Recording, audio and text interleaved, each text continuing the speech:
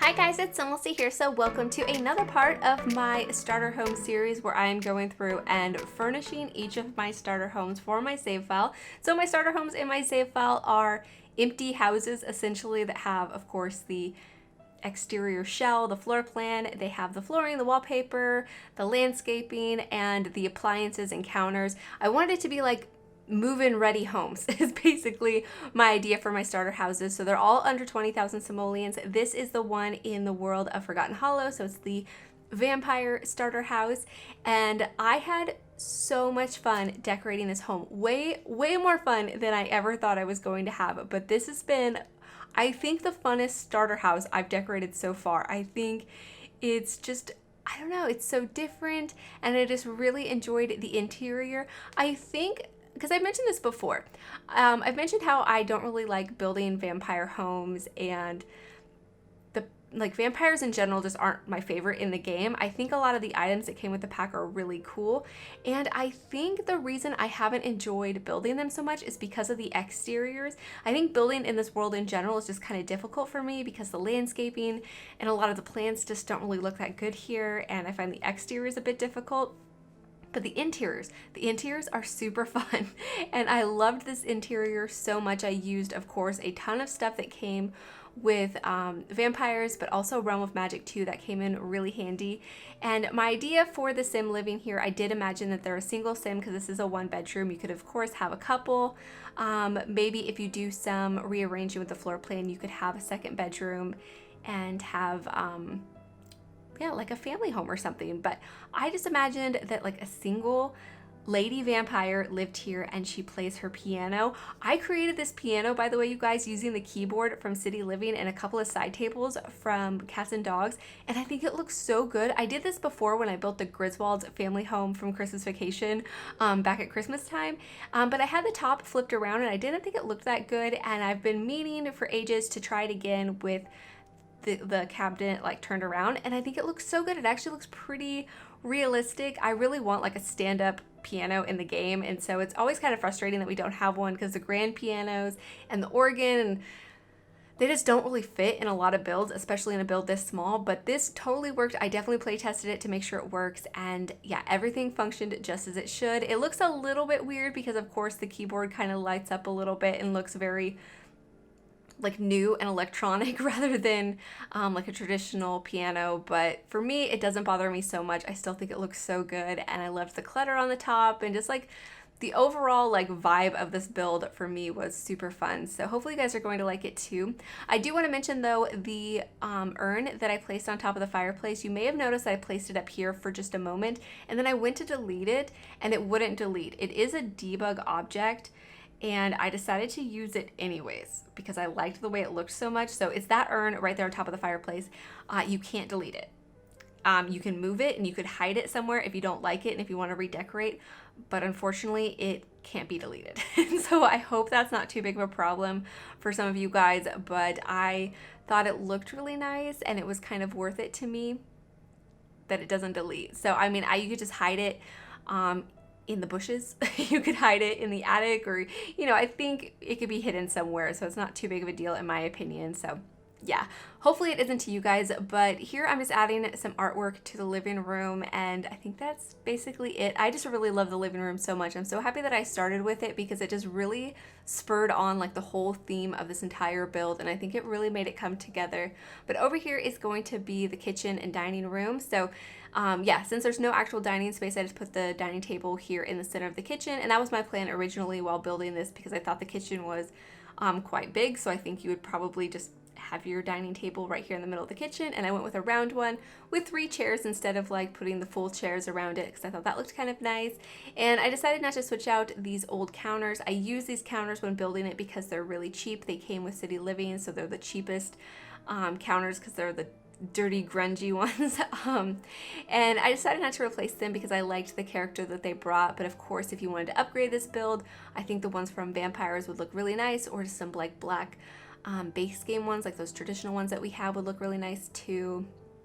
I think there's a lot of options. Like I'm I'm pretty pleased with the interior. I'm like so impressed. But there I just put a cabinet from Realm of Magic here in the kitchen, and I also moved one upstairs too. And I thought those looked really nice. And then here in the kitchen, I also have some open shelving, which I thought was really cool because I don't do this too often. Usually I do have a combination of cabinets and shelves or cabinets by themselves. I think mostly I just do cabinets. Every once in a while I'll throw a shelf in there, but not very often do I just have shelves, and I think they look so good, and I love all the clutter that I found. I think it just adds like a nice cluttery feel to this kitchen. And vampires, if I'm not mistaken, don't need to eat, right? Like they don't eat regular food. It's just like plasma, and so they have to drink it from other Sims or get it from like the plasma packs. And so I wasn't too worried about adding extra clutter and making the kitchen possibly unusable.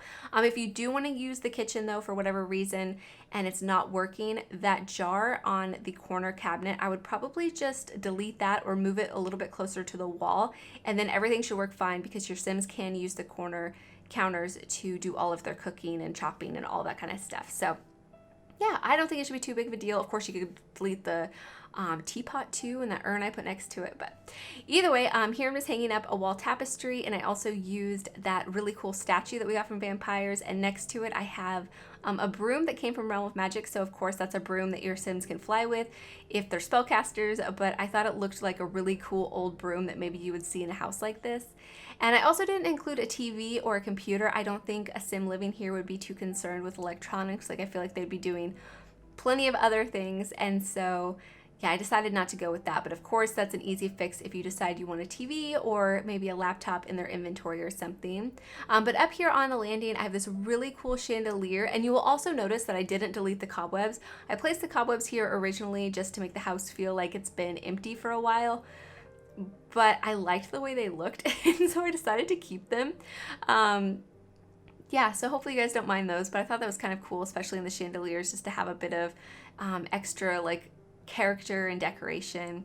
And then other than that, here in the landing, I just hang up some artwork on the wall. I also have that shelf that I mentioned from A Realm of Magic that I have right here, and I use this really cool bird statue that came from Cats and Dogs. I put that here on the top, and then here I'm just sizing up some scrolls that we have from a base game. I think they're treasure maps if I'm remembering correctly, but I sized them up and stacked them on top of each other, and I thought that looked so cool.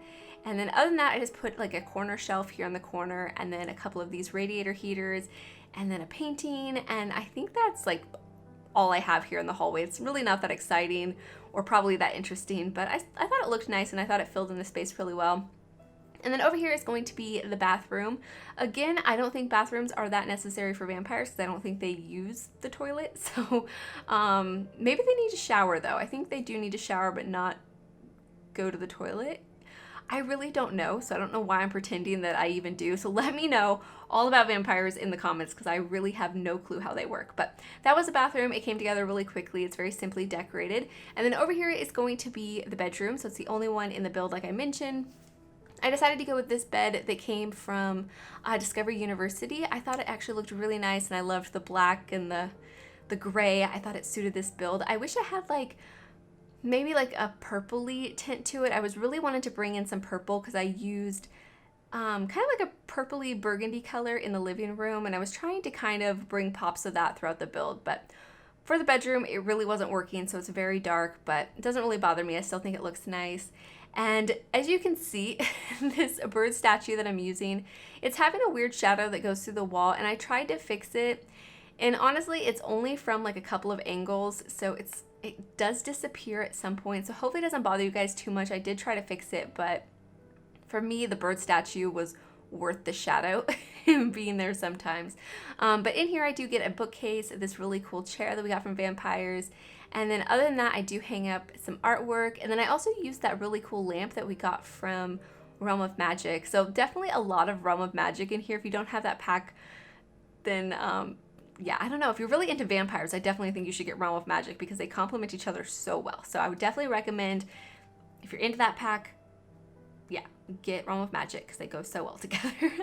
At least that was my feeling while decorating this build. But anyways, this is it for the bedroom, and then I do go on to the balconies here on the exterior, just decorating them a little bit.